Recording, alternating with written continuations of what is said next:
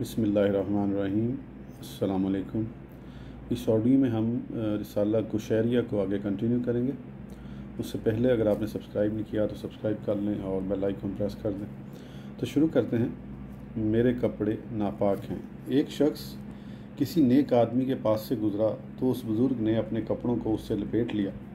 उस शख्स ने उससे पूछा, तो मुझसे अपने कपड़ों को क्यों लपेटता है? मेरे कपड़े नापाक नहीं हैं। शेख ने कहा, तुमको वहम हुआ, मेरे अपने कपड़े नापाक हैं। मैंने तुमसे उनको इसलिए लपेटा है कि तुम्हारे कपड़े नापाक ना हो जाएं, इसलिए नहीं कि मेरे कपड़े नापाक ना हो जाएं। गोशा नशीनी के आदाब। गोशा नशीनी के आदाब से ये है कि वो इस कदर इल्म हासिल करे जिससे उसका अकीदा तौहीद दुरुस्त हो जाए, ताकि शैतान अपने वसवसों के ज़रिए उसे बहका ना सके। फिर वो अलूम शरीयत से इस कदर हासिल करे कि उसके ज़रिए फ़र्ज़ की अदायगी कर सके, ताकि उसका मामला मजबूत बुनियादों पर इस्तवार हो सके। गोशा नशीनी उज़लत दर हकीकत बुरी खसलतों से दूर रहने का नाम है। बस उसकी गर्ज सिफ़ात में तब्दीली लाना है, अपने बातिन से दूरी नहीं। इसलिए जब पूछा गया कि आरिफ कौन है, तो सूफिया कराम ने जवाब दिया, काइन बाइन, यानी जो ज़ाहिर में मखलूक के साथ होता है और बातनी एतबार से उनसे जुदा होता है। उस्ताद अबू अली दक्काक रहमतुल्लाह अलैह फरमाते थे, लोगों के साथ लिबास पहनो जो वो पहनते हैं, और जो कुछ वो खाते हैं तुम भी वही खाओ, लेकिन बातनी तौर पर तुम मुझसे जुदा रहो। और यही फरमाते हैं। मेरे पास एक आदमी आया और कहने लगा, मैं दूर की मुसाफत से आया हूँ।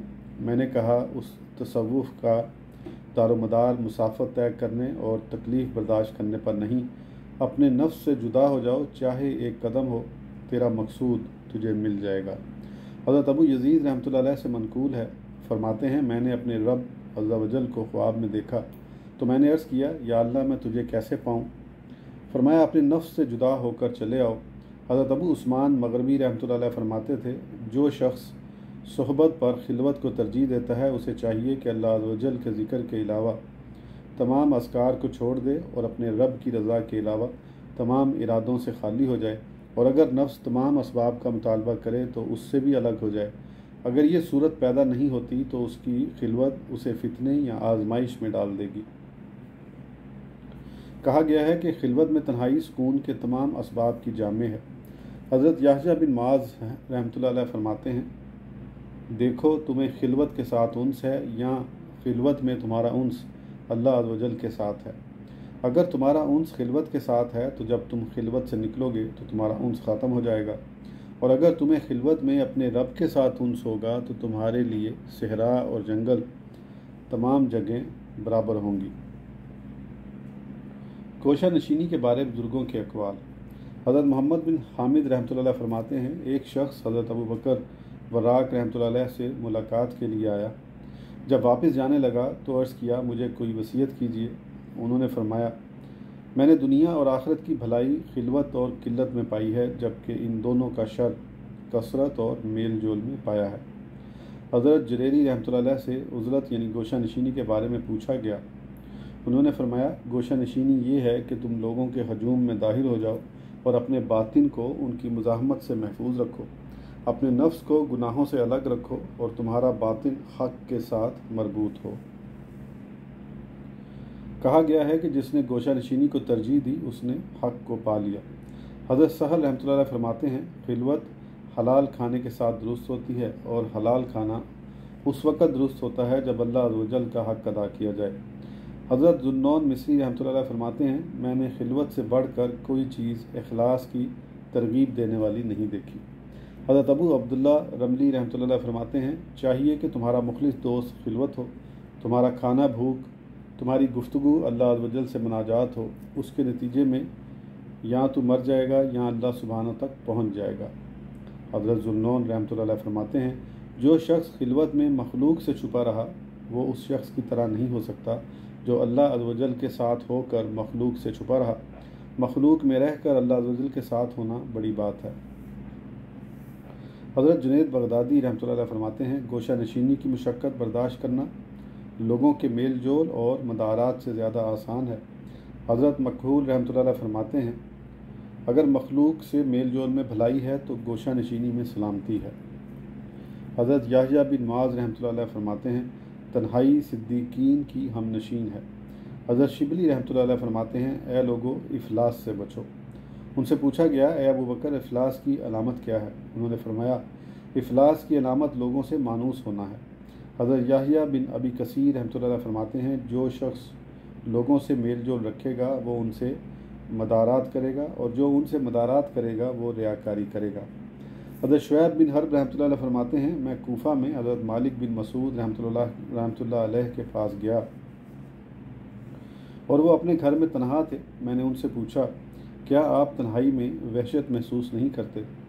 انہوں نے کہا میرا خیال نہیں کہ کوئی شخص اللہ عز و جل کے ساتھ ہو اور وحشت محسوس کرے۔ حضرت جنید بغدادی رحمۃ اللہ علیہ فرماتے ہیں جو شخص چاہتا ہے کہ اس کا دین محفوظ ہو، نیز اس کے بدن اور دل کو راحت حاصل ہو، تو وہ لوگوں سے دور رہے، کیونکہ یہ وحشت کا زمانہ ہے، اور عقل مند وہی ہے جو اس زمانے میں تنہائی اختیار کرتا ہے۔ حضرت ابو یعقوب سوسی رحمۃ اللہ علیہ نے فرمایا تنہائی کی طاقت صرف طاقتور لوگوں کو ہے، اور ہم جیسے لوگوں کے لیے تو مل جل کر رہنا زیادہ نفع بخش ہے، کیونکہ ہم ایک دوسرے کو دیکھ کر عمل کرتے ہیں۔ حضرت ابو العباس دامغانی رحمۃ اللہ علیہ فرماتے ہیں مجھے حضرت شبلی رحمۃ اللہ علیہ نے وصیت کرتے ہوئے فرمایا تنہائی کو اختیار کرو، قوم سے اپنا نام مٹا دو اور دیوار کی طرف رخ کرو حتیٰ کہ تمہیں موت آ جائے۔ ایک شخص حضرت شعیب بن حرب رحمۃ اللہ علیہ کے پاس آیا اور انہوں نے پوچھا تم کیسے آئے ہو؟ اس نے کہا اس لیے کہ آپ کے ساتھ رہوں۔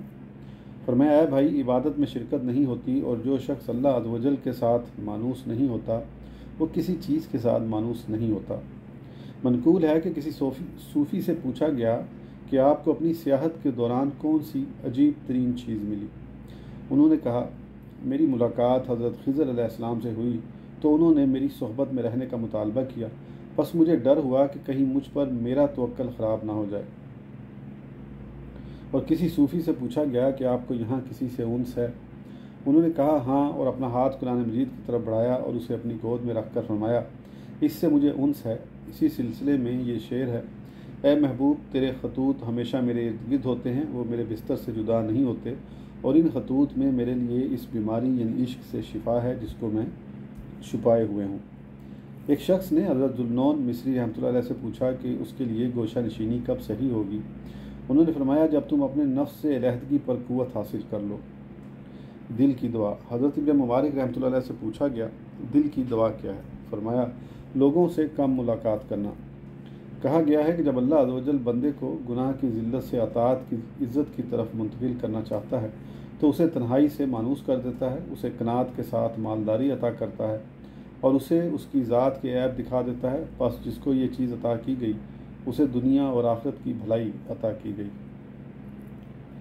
تقویٰ کا بیان۔ ارشاد خداوندی ہے ان اکرامکم عند اللہ اتقاکم، بے شک اللہ کے یہاں تم میں زیادہ عزت والا وہ جو تم میں زیادہ پرہیزگار ہے۔ حضرت ابو سعید خدری رضی اللہ عنہ سے مروی ہے، فرماتے ہیں ایک شخص رسول اکرم صلی اللہ علیہ وسلم کی خدمت میں حاضر ہوا اور عرض کیا اے اللہ عز و جل کے نبی صلی اللہ علیہ وسلم مجھے کچھ وصیت کیجیے۔ آپ صلی اللہ علیہ وسلم نے فرمایا تم پر تقویٰ لازم ہے، بے شک یہ تمام بھلائیوں کا جامع ہے، تم پر جہاد لازم ہے، یہ مسلمان کی رہبانیت ہے، اور تم پر اللہ عز و جل کا ذکر لازم ہے، بے شک وہ تمہارے لیے روشنی ہے۔ حضرت انس رضی اللہ عنہ فرماتے تھے کہ پوچھا گیا اے اللہ عز و جل کے نبی صلی اللہ علیہ وسلم آل محمد صلی اللہ علیہ وسلم کون ہیں؟ آپ صلی اللہ علیہ وسلم نے فرمایا کل تقی، ہر متقی شخص آل محمد ہے۔ پس تقویٰ تمام نیکیوں کا مجموعہ ہے۔ تقویٰ کی حقیقت یہ ہے کہ آدمی اللہ عز و جل کی اطاعت کے ساتھ اس کے عذاب سے بچے۔ کہا جاتا ہے فلاں شخص نے اپنی ڈھال کے ساتھ اپنا بچاؤ کیا۔ تقویٰ کی اصل شرک سے بچنا، پھر گناہوں اور برائیوں سے بچنا، اس کے بعد شبہات سے بچنا ہے، اور اس کے بعد فضول باتوں کو ترک کرنا ہے۔ استاد ابو علی دقاق رحمۃ اللہ علیہ نے یہ بات بتائی اور یہ بھی فرمایا کہ تقویٰ کی ہر قسم کا الگ باب ہے، اور ارشاد خداوندی اتقوا اللہ حق تقاتہ، اللہ سے ڈرو جیسا اس سے ڈرنے کا حق ہے کی تفسیر میں آیا ہے کہ اس کا معنی یہ ہے کہ اس کی اطاعت کی جائے، اس کی نافرمانی نہ کی جائے، اسے یاد رکھا جائے भुलाया ना जाए, उसका शुक्र अदा किया जाए, उसकी नाफरमानी ना की जाए। तकवा के बारे बुज़ुर्गों के अक़वाल। हज़रत सहल बिन अब्दुल्लाह रहमतुल्लाह अलैह ने फरमाया, अल्लाह अज़्ज़ व जल के सिवा कोई मददगार नहीं, रसूल अकरम सल्लल्लाहु अलैहि वसल्लम के सिवा कोई रहनुमा नहीं, तकवा के अलावा कोई ज़ादे राह नहीं, और सब्र के अलावा कोई अमल नहीं। हकीकी मददगार अल्लाह अज़्ज़ व जल है। हज़रत कतानी रहमतुल्लाह अलैह फरमाते हैं, दुनिया की तकसीम आजमाइश के मुताबिक की गई और आखिरत की तकसीम तकवा के मुताबिक की गई। हज़रत जुरैरी रहमतुल्लाह अलैह फरमाते हैं, जिस शख्स और अल्लाह अज़्ज़ व जल के दरमियान तकवा और मुराकबा मजबूत नहीं, वो कशफ और मुशाहदे तक नहीं पहुँच सकता। हज़रत नसर आबादी रहमतुल्लाह अलैह फरमाते हैं, तकवा ये है कि इंसान अल्लाह अज़्ज़ व जल के सिवा हर चीज़ से बचे, ये तकवा का आला दर्जा है।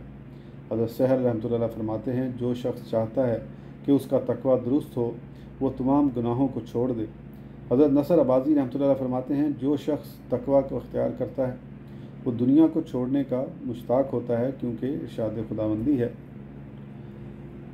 वलद्दारुल आखिरातु खैरुल लिल्लज़ीना यत्तकून अफला ताक़िलून, और बेशक पिछला घर भला उनके लिए जो डरते हैं, तो क्या तुम्हें समझ नहीं। बाज़ सूफ़ी इकराम ने फरमाया, जो शख्स तकवा की हकीकत तक पहुँच गया, अल्लाह अज़्ज़ व जल उसके दिल पर दुनिया से बचना आसान कर देता है। हज़रत अबू अब्दुल्ला रोज़बारी रहमतुल्लाह अलैह फरमाते हैं, तकवा ये है कि तुम इस चीज़ से इज्तनाब करो जो तुम्हें अल्लाह अज़्ज़ व जल से दूर करती है। हज़रत ज़ुन्नून मिस्री रहमतुल्लाह अलैह फरमाते हैं, मुत्तकी वो शख्स है जो अपने ज़ाहिर को खिलाफ शरीयत कामों के साथ और बातिन को कल्बी बीमारियों के साथ मैला न करे, और अल्लाह अज़्ज़ व जल की रज़ा की मुवाफ़क़त के साथ कायम रहे। हज़रत इब्न अता रहमतुल्लाह अलैह फरमाते हैं, तकवा का ज़ाहिर भी है और बातिन भी। उसका ज़ाहिर हदूद की हिफाजत है और बातिन नीयत और इखलास है। हज़रत ज़ुन्नून रहमतुल्लाह अलैह ने फरमाया, असल ज़िंदगी वो है जो ऐसे लोगों के साथ हो जिनके दिल तकवा के मुश्ताक हैं और ज़िक्र इलाही से खुश होते हैं। ये दिल रूह यकीन के पास इस तरह मुतमईन रहते हैं जिस तरह दूध पीते बच्चे को गोद में सुकून मिलता है। कहा गया है कि इंसान के तकवा का इल्म 3 चीज़ों से होता है। नंबर 1, जो चीज़ उसे हासिल ना हो उसमें अच्छी तरह तवक्कुल करे। नंबर 2, जो चीज़ हासिल हो जाए उस पर अच्छी तरह राज़ी हो जाए। नंबर 3, जो कुछ चला जाए उस पर खुशी के साथ सब्र करे। हज़रत अबू हफ़स रहमतुल्लाह अलैह से मनकूल है, फरमाते हैं, तकवा सिर्फ़ हलाल माल से हासिल होता है, उसके गैर से नहीं। हज़रत अबू अल हुसैन ज़ंजानी रहमतुल्लाह अलैह फरमाते हैं, जिस शख्स का सरमाया तकवा हो उसके नफ़ा के बयान से ज़ुबानें आजिज़ हैं।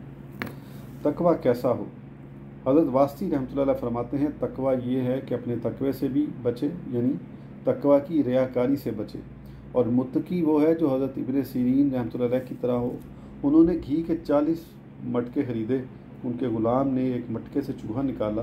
उन्होंने पूछा कि तुमने किस मटके से निकाला है? उसने कहा, मुझे याद नहीं। तो उन्होंने तमाम मटके ज़मीन पर गिरा दिए। और मुत्तकी हो तो हज़रत अबू यजीद रहमतुल्लाह अलैह जैसा कि उन्होंने हमज़ान में करतम यानी कड़क का बीज खरीदा, तो उसमें से कुछ बच गया। जब वो बस्ताम की तरफ वापस हुए तो उसमें 2 चींटियाँ देखीं। बस आप हमज़ान की तरफ वापस लौटे और चींटियाँ वहाँ छोड़ कर आए। हज़रत इमाम अबू हनीफ़ा रहमतुल्लाह अलैह के बारे में मनकूल है कि आप अपने मकरूज़ के दरख्त के साए में नहीं बैठते थे और फरमाते थे, हदीस शरीफ में आया है, हर वो कर्ज़ जो नफ़ा खींचे वो सूद है। हज़रत अबू यजीद रहमतुल्लाह अलैह का तकवा। कहा गया है कि हज़रत अबू यजीद रहमतुल्लाह अलैह ने साथी के हमरा जंगल में अपना कपड़ा धोया, तो उनके साथी ने कहा, कपड़े को अंगूर की दीवार पर लटका दें। उन्होंने फरमाया, नहीं, लोगों की दीवारों में कील न गाड़ो। उसने कहा, तो हम दरख्त पर डाल देते हैं। फरमाया, नहीं, उससे टहनियाँ टूट जाएंगी। उसने कहा, हम इसे इज़हर यानी घास पर बिछा देते हैं। फरमाया, नहीं, ये जानवरों की खुराक है, हम उसे उन जानवरों से नहीं छुपाएंगे। बस उन्होंने अपनी पीठ को सूरज की तरफ कर दिया और कमीज़ उनकी पीठ पर थी, हत्ता कि उसकी जानिब खुश्क हो गई। फिर उन्होंने उसे उल्टा दिया, हत्ता कि दूसरी जानिब भी खुश्क हो गई। कहा गया है कि एक दफ़ा हज़रत अबू यजीद रहमतुल्लाह अलैह जामे मस्जिद में दाखिल हुए और अपने असा को ज़मीन में गाड़ दिया, तो एक बूढ़े शख्स की लाठी पर गिर गया जो उसके पहलू में ज़मीन पर गाड़ी गई थी। चुनाचा दोनों गिर गई। शेख ने झुक के उसे उठा लिया। हज़रत अबू यजीद रहमतुल्लाह अलैह उसके घर गए और उससे माफ़ी चाही। اور فرمایا آپ کے جھکنے کا سبب یہ ہوا کہ میں نے اپنی لاٹھی اچھی طرح گاڑی نہیں تھی، اس لیے وہ گر گئی اور آپ کو جھکنا پڑا۔ حضرت عتبہ غلام رحمۃ اللہ علیہ کو ایک جگہ دیکھا گیا کہ سردیوں میں ان کا پسینہ گر رہا تھا۔ ان سے اس بارے میں پوچھا گیا تو انہوں نے فرمایا یہ وہ جگہ ہے جہاں مجھ سے گناہ سرزد ہوا تھا۔ ان سے اس گناہ کے بارے میں پوچھا گیا تو انہوں نے فرمایا میں نے اس دیوار سے مٹی کا ٹکڑا الگ کیا تھا جس کے ساتھ میرے مہمان نے اپنے ہاتھ دھوئے تھے، اور میں نے اس کے مالک سے اجازت نہیں لی تھی۔ حضرت ابراہیم بن ادھم رحمۃ اللہ علیہ کا تقویٰ۔ حضرت ابراہیم بن ادھم رحمۃ اللہ علیہ نے فرمایا میں نے ایک رات بیت المقدس میں صخرہ کے نیچے گزاری۔ جب رات کا کچھ حصہ گزرا تو 2 فرشتے اترے۔ ان میں سے ایک نے اپنے ساتھی سے پوچھا یہاں کون ہے؟ دوسرے نے کہا حضرت ابراہیم بن ادھم رحمۃ اللہ علیہ ہیں۔ اس نے کہا یہ وہی ہیں جن کے درجات میں اللہ عز و جل نے ایک درجہ کم کر دیا ہے۔ پہلے فرشتے نے پوچھا کیوں؟ دوسرے نے جواب دیا اس لیے کہ انہوں نے بصرہ میں کھجوریں خریدی تو پھل فروش کی ایک کھجور ان کی کھجوروں میں چلی گئی اور انہوں نے وہ کھجور اس کے مالک کی طرف نہیں لوٹائی۔ حضرت ابراہیم بن ادھم فرماتے ہیں میں بصرہ کی طرف چلا اور اس شخص سے کھجوریں خرید کر ایک کھجور اس دکاندار کی کھجوروں میں گرا کر واپس بیت المقدس پہنچا اور صخرہ میں رات گزاری۔ فرماتے ہیں جب رات کا کچھ حصہ گزرا تو 2 فرشتے آسمان سے اترے اور ان میں سے ایک نے دوسرے سے پوچھا یہاں کون ہے؟ دوسرے نے کہا حضرت ابراہیم بن ادھم رحمۃ اللہ علیہ ہیں۔ اس فرشتے نے کہا یہ وہی ہیں جن کو اللہ عز و جل نے پہلا مرتبہ عطا کیا اور ان کا ایک درجہ بلند کر دیا گیا۔ تقویٰ کی اقسام۔ کہا گیا ہے کہ تقویٰ کی کئی اقسام ہیں۔ عوام کا تقویٰ، شرک سے بچنا، خواص کا تقویٰ، گناہوں سے بچنا، اولیاء کا تقویٰ، اپنے افعال کو وسیلہ بنانے سے بچنا، انبیاء کرام علیہ السلام کا تقویٰ، افعال کو اپنی طرف منسوب کرنے سے بچنا کیونکہ ان کا تقویٰ اللہ عز و جل کی طرف سے اسی کی طرف ہوتا ہے۔ امیر المومنین حضرت علی المرتضیٰ رضی اللہ عنہ سے مروی ہے، فرماتے ہیں دنیا میں لوگوں کے سردار سخی لوگ ہیں اور آخرت میں لوگوں کے سردار متقی لوگ ہوں گے۔ حضرت ابو امامہ رضی اللہ عنہ فرماتے ہیں کہ نبی اکرم صلی اللہ علیہ وسلم نے فرمایا جس شخص کی نظر کسی خوبصورت عورت پر پڑ جائے پس وہ پہلی بار نگاہیں جھکا لے، اللہ عز و جل اسے ایسی عبادت کی توفیق دے گا جس کی مٹھاس وہ اپنے دل میں پائے گا۔ حضرت جنید بغدادی رحمۃ اللہ علیہ نے فرمایا جس نے بھی نجات پائی اللہ عز و جل کے ہاں سچی پناہ حاصل کر کے پائی۔ ارشاد خداوندی ہے وَعَلَى الثَّلَاثَةِ الَّذِينَ خُلِّفُوا حَتَّى إِذَا ضَاقَتْ عَلَيْهِمُ الْأَرْضُ بِمَا رَحُبَتْ، اور ان 3 پر جو موقوف رکھے گئے تھے یہاں تک کہ جب زمین اتنی وسیع ہو کر ان پر تنگ ہو گئی۔ حضرت رویم رحمۃ اللہ علیہ نے فرمایا جس نے نجات پائی صدق تقویٰ کے ذریعے پائی۔ ارشاد خداوندی ہے وَيُنَجِّي اللَّهُ الَّذِينَ اتَّقَوْا بِمَفَازَاتِهِمْ، اور اللہ بچائے گا پرہیزگاروں کو ان کی نجات کی جگہ۔ حضرت جریری رحمۃ اللہ علیہ نے فرمایا جس نے بھی نجات پائی وفا کی رعایت کر کے پائی۔ ارشاد خداوندی ہے الَّذِينَ يُوفُونَ بِعَهْدِ اللَّهِ وَلَا يَنقُضُونَ الْمِيثَاقَ، وہ جو اللہ کا عہد کرتے ہیں اور کول باندھ کر پھرتے نہیں۔